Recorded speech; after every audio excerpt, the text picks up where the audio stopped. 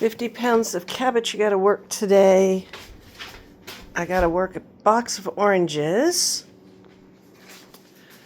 I have got the celery leaves dehydrated, and it looks like the slices of the celery stalks I've gotten done, so I can put them into dry packing.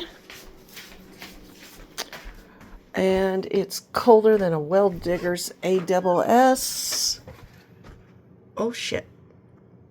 I guess I gotta get the snowblower out, because underneath my car you can see I've got 7 inches.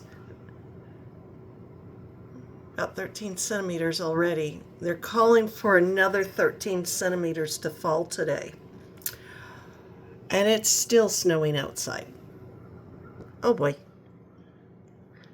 How much fun can we have in April? I guess we're going to have snow till about mid-April again.